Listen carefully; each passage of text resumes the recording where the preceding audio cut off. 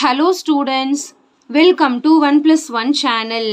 இன்னைக்கு நம்ம வீடியோவில் 10th standard chapter 8 exercise 8.4ல 5th sum பார்க்க போகிறோம். இந்த ப்ராப்ளத்தில் பார்த்தீங்கன்னா the probability of happening of an event A is 0.5. அதாவது probability of happening A அப்போ என்ன அர்த்தம்? P of A வந்து 0.5ன்னு கொடுத்துட்டாங்க.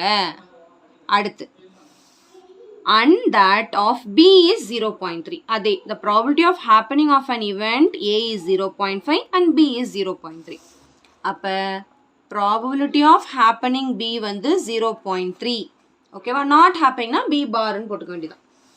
சரி, அடுத்து என்ன சொல்லியிருக்காங்க? if A and B are mutually exclusive events. mutually exclusive eventsனா என்ன அர்த்தம்? அதோட காம்ப்ளிமெண்ட் நடக்காது, ஜீரோன்னு அர்த்தம். அதோட இன்டர்செக்ஷன் வந்து ஜீரோன்னு அர்த்தம்.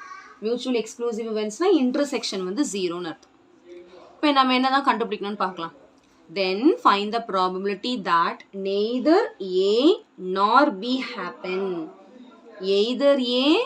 நெய்தர் கொடுத்துருக்காங்க. ஏவும் நடக்கக்கூடாது, பியும் நடக்கக்கூடாது. ப்ராபபிலிட்டி தட் நெய்தர் ஏ நார் பி ஹேப்பன். சரி, ஃபர்ஸ்ட்டு நம்ம என்ன கண்டுபிடிக்கணும்னு யோசிக்கலாம். ப்ராபபிலிட்டி ஆஃப் ஏ நார் பி, அதாவது ஏஆர்பி, இதுதான் ஏஆர்பிக்கானது.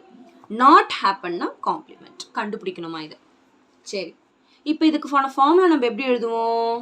காம்ப்ளிமெண்ட்னாலே 1லேருந்து மைனஸ் பண்ணுவோம். 1 minus P of A union B.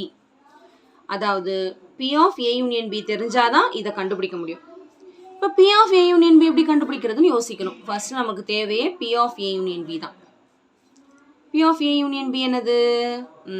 இதுதான் formula. P of A plus P of B. அதாவது மியூச்சுவலி எக்ஸ்க்ளூசிவ் இவெண்ட்ஸ்னு சொன்னதுனால இது ஜீரோ ஆனதுனால விட்டுடுறோம். அவ்வளோதான். இது ரெண்டுத்தையும் ஆட் பண்ணால் B of A union B கிடச்சிரும். அப்புறம் 1லேருந்து அதை மைனஸ் பண்ணால் B of A union B complement கிடச்சிரும். ரொம்ப ஈஸி சம். புரியுதுங்களா? இப்போ P of A union B the whole, neither A nor B. ஓகேவா?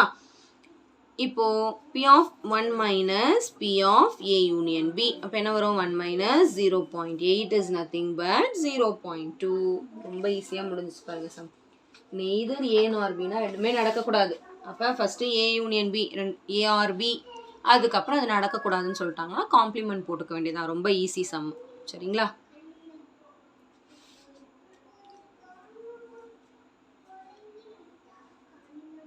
ஸோ கண்டிப்பாக இந்த சம் நல்லா உங்களுக்கு கிளியராக அண்டர்ஸ்டாண்ட் ஆயிருக்கும்னு நினைக்கிறேன்.